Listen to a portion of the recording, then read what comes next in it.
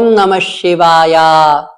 ವೀಕ್ಷಕರೇ, ಶನಿದೇವರ ಅನುಗ್ರಹದ ಬಗ್ಗೆ ವಿಡಿಯೋ ಮಾಡ್ತಾ ಇದ್ದೇವೆ ನೋಡಿ. ಶನಿದೇವರ ಅನುಗ್ರಹ ಪಡಿಬೇಕಂದ್ರೆ ಶ್ರೀ ಆಂಜನೇಯ ಸ್ವಾಮಿಯನ್ನ ಪಾದವನ್ನ ಹಿಡ್ಕೊಳ್ಳಿ.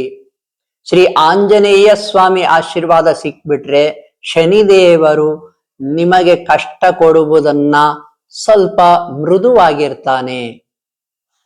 ನಿಮ್ಮ ವಿಷಯದಲ್ಲಿ ಶನಿದೇವರು ಮೃದು ಧೋರಣೆ ತಳೆಯುತ್ತಾನೆ.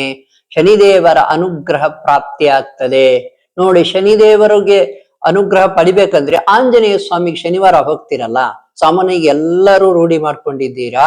ಸಾಧ್ಯವಾದರೆ ಸಾಯಂಕಾಲ ಕತ್ತಲಾದ ಮೇಲೆ, ಕತ್ತಲು ಆವರಿಸುವ ಹೊತ್ತಿಗೆ ಅಥವಾ ಕತ್ತಲಾದ ಮೇಲೆ ಶ್ರೀ ಆಂಜನೇಯ ಸ್ವಾಮಿ ಗುಡಿಗೆ ಹೋಗಿ.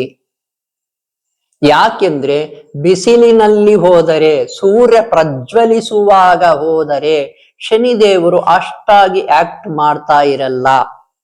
ಶನಿದೇವರ ಕಾರ್ಯ ಏನಿದ್ರು ಕೂಡ ಅತ್ಯಂತ ಶಕ್ತಿಶಾಲಿಯಾಗಿರೋದು ಸಾಯಂಕಾಲವಾದ ಮೇಲೆ, ಬೆಳಗಿನ ಜಾವದವರೆಗೆ ಕತ್ತಲಿನಲ್ಲಿ ನೋಡಿ. ಶನಿದೇವರು, ಚಂದ್ರ, ಈ ಎಲ್ಲ ಶಕ್ತಿಗಳು ಕತ್ತಲಾದ ಮೇಲೆ ಹೆಚ್ಚು ಜಾಗೃತವಾಗಿರ್ತವೆ. ಆ ಗ್ರಹಗಳ ಅನುಗ್ರಹ.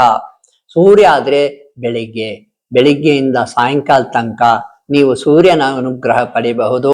ನಂತರ ಶನಿದೇವರ ಅನುಗ್ರಹಕ್ಕಾಗಿ ಬೇಡುವುದಾದರೆ ಸಾಯಂಕಾಲದಿಂದ ಬೆಳಿಗ್ಗೆವರೆಗೂ ನೀವು ಪಡೆಯಬಹುದು. ಆದ ಕಾರಣ ಆಂಜನೇಯ ಸ್ವಾಮಿ ದೇವಾಲಯಕ್ಕೆ ನೀವು ಶನಿವಾರ ಸಾಯಂಕಾಲ ಅಥವಾ ಸಾಯಂಕಾಲದ ನಂತರ ಹೋಗುವುದು ಒಳ್ಳೆಯದು. ಹೋದಾಗ ನೋಡಿ, ಶನಿದೇವರಿಗೆ ವಡೆ ಹಾರ ಮಾಡಿಸ್ತೀರಾ, ಮಾಡಿಸ್ಬೋದು. ಆಂಜನೇಯನಿಗೆ ವಡೆ ಹಾರ ಮಾಡೋದ್ರಿಂದ ಶನಿದೇವರ ಆಶೀರ್ವಾದ ಸಿಗುತ್ತದೆ. ಮತ್ತು ರಾಹು ನೋಡಿ, ಉದ್ದಿನ ವಡೆ ಹಾಕೋದ್ರಿಂದ ರಾಹು ನಿಯಂತ್ರಣ ಮಾಡಬಹುದು, ರಾಹುವನ್ನು ಕಂಟ್ರೋಲ್ ಮಾಡಬಹುದು. ಹಾಗೆಯೇ ಆಂಜನೇಯ ಸ್ವಾಮಿಗೆ ನೀವು ಎಲೆ ಹಾರ ಹಾಕುವುದರಿಂದಲೂ ಕೂಡ ಶನಿದೇವರ ಅನುಗ್ರಹ ಸಿಗುತ್ತದೆ. ಅದಕ್ಕಿಂತಲೂ ಹೆಚ್ಚಾಗಿ ಕೇತು ಗ್ರಹವನ್ನ ನಿಯಂತ್ರಿಸಬಹುದು.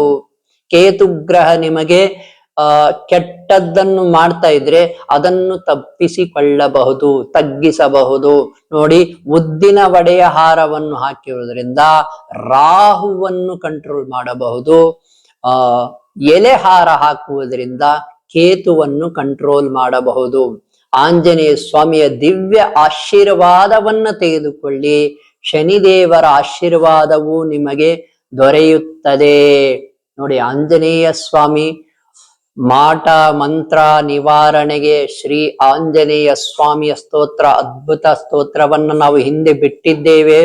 ಮುಂದೆಯೂ ಕೂಡ ಆಂಜನೇಯ ಸ್ವಾಮಿಯ ಸಾಕಷ್ಟು ಸ್ತೋತ್ರಗಳನ್ನು ಬಿಡುತ್ತೇವೆ.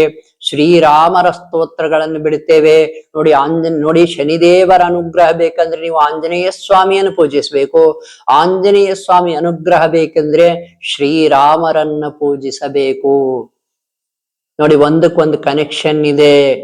ನೀವು ರಾಮರನ್ನೂ ಪೂಜಿಸಿ, ಆಂಜನೇಯನನ್ನು ಪೂಜಿಸಿ, ನಿಮಗೆ ಶನಿದೇವರ ಅನುಗ್ರಹವೂ ಸಿಗುತ್ತದೆ, ಆಂಜನೇಯನ ಆಶೀರ್ವಾದವೂ ಸಿಗುತ್ತದೆ. ಇನ್ನು ಶ್ರೀರಾಮರ ಆಶೀರ್ವಾದ ಸಿಕ್ಕರೆ ನವಗ್ರಹಗಳ ಆಶೀರ್ವಾದವೇ ಸಿಕ್ಕಂತೆ. ಈ ರೀತಿ ಮಾಡೋದ್ರಿಂದ ವೀಕ್ಷಕರೇ, ನಿಮ್ಮ ಬದುಕು ಸಾಕಷ್ಟು ಕಷ್ಟಗಳಿಂದ ನಿವಾರಣೆಗೆ ಒಳಪಡ್ತದೆ. ನಿಮ್ಮ ಬದುಕು ಸುಧಾರಣೆ ಆಗ್ತದೆ. ನೀವು ಇನ್ನು ಉತ್ತಮ ಮಟ್ಟದಲ್ಲಿ ಬದುಕಬಹುದು ನೋಡಿ. ವೀಕ್ಷಕರೇ, ನಮ್ಮ ಯೂಟ್ಯೂಬ್ ಚಾನೆಲ್ ಮೂಲ ಉದ್ದೇಶ ತಿಳಿಸಿದ್ದೇವೆ, ನಿಮ್ಮನ್ನು ತೊಂದರೆಗಳಿಂದ ಹೊರತರುವುದು ನೋಡಿ. ಶನಿಗ್ರಹದ ಅನುಗ್ರಹ ಇರದಿದ್ದರೆ ನಿಮಗೆ ಮಾಟ ಮಂತ್ರವೂ ಆಗಬಹುದು, ವಾಮಾಚಾರವೂ ಆಗಬಹುದು. ಅದಲ್ಲದೆ ಸಾಕಷ್ಟು ಕಷ್ಟಗಳು, ತೊಂದರೆಗಳು ನಿಮಗೆ ಬಂದು ಒದಗಬಹುದು. ಆದ್ದರಿಂದ ನೋಡಿ, ವಿಶೇಷವಾಗಿ ದೋಷಗಳ ಬಗ್ಗೆ ತಿಳಿಸಿದ್ದೇನೆ. ಶನಿಗ್ರಹದ ದೋಷ, ಮಂಗಳ ಗ್ರಹದ ದೋಷ, ರಾಹುಕೇತು ದೋಷ. ರಾಹುಕೇತು ದೋಷ ಆದ್ರೆ ನಾಗದೋಷವೆಂತಲೇ ಅರ್ಥ. ಈ ಎಲ್ಲಾ ದೋಷಗಳು ಇರುವಾಗ ಯಾವುದು ದೋಷ ನಿಮಗಿದೆ ಅಂತ ತಿಳ್ಕೊಂಡ್ಬಿಟ್ಟು ಆ ದೋಷಕ್ಕೆ ಪರಿಹಾರ ಮಾಡಿಕೊಳ್ಳಿ. ಆಗ ಈ ಮೂಲ ಕರ್ಮವನ್ನು ಕಳೆದುಕೊಂಡರೆ ನಿಮಗೆ ಈ ವಾಮಾಚಾರದ ವಿರುದ್ಧ ಹೋರಾಡ್ಲಿಕ್ಕೆ ದಾರಿ ತಂತಾನೆ ಸಿಗುತ್ತೆ. ಈ ಮೂಲ ಕರ್ಮವನ್ನೇ ಸರಿ ಮಾಡ್ಕೊಂಡಿಲ್ಲ ಅಂದ್ರೆ ಆ ವಾಮಾಚಾರ ದೋಷ ನಿವಾರಿಸ್ಲಿಕ್ಕೆ, ಪ್ರಯೋಗ ದೋಷವನ್ನು ನಿವಾರಿಸ್ಲಿಕ್ಕೆ ಯಾರ ಹತ್ರ ಹೋದ್ರೂ ಕೂಡ ಸರಿಯಾದ ದಾರಿ ಸಿಗುವುದಿಲ್ಲ, ಸರಿಯಾದ ಶಾಸ್ತ್ರಿಗಳೂ ಕೂಡ ನಿಮಗೆ ಸಿಗುವುದಿಲ್ಲ. ಆದ್ದರಿಂದ ಈ ಶನಿಗ್ರಹದ ಏನಾದ್ರೂ ದೋಷವಿದ್ರೆ ಶನಿದೇವರ ಆಶೀರ್ವಾದ ಮೊದಲು ಪಡೆದುಕೊಳ್ಳಿ, ನಂತರ ಈ ಪ್ರಯೋಗ ದೋಷ ನಿವಾರಣೆಗೆ ಪ್ರಯತ್ನಿಸಿ. ನಿಮಗೆ ಏನಾದ್ರೂ ಸಲಹೆ ಬೇಕಾಗಿದ್ದರೆ ಜ್ಯೋತಿಷ್ಯ ರೀತ್ಯ ಅಥವಾ ಪ್ರಯೋಗ ದೋಷ ನಿವಾರಣೆಗಳು ಅಂದ್ರೆ ವಾಮಾಚಾರದ ನಿವಾರಣೆಗಳಿಗೆ ಸಲಹೆ ಬೇಕಾಗಿದ್ದರೆ ನಾವೇ ನಿಮಗೆ ಸಲಹೆ ಕೊಡ್ತೇವೆ. ನಂಬರು ನಮ್ಮ ಯೂಟ್ಯೂಬ್ ಚಾನಲ್ ಅಲ್ಲಿ ಡಿಸ್ಪ್ಲೇ, ಪ್ರತಿ ವಿಡಿಯೋದಲ್ಲೂ ಡಿಸ್ಪ್ಲೇ ಆಗಿದೆ. ನೀವು ಕರೆ ಮಾಡಬಹುದು. ಏನಪ್ಪಾ ದುಡ್ಡು ಕೇಳ್ತಾರ, ಎಷ್ಟು ಕೇಳ್ತಾರೋ ಅನ್ನೋ ಭಯವನ್ನೇ ಇಟ್ಕೋಬೇಡಿ. ನಾವು ಸಲಹೆ ಕೊಡಲಿಕ್ಕೆ ಸದಾ ಸಿದ್ಧರಾಗಿರ್ತೇವೆ.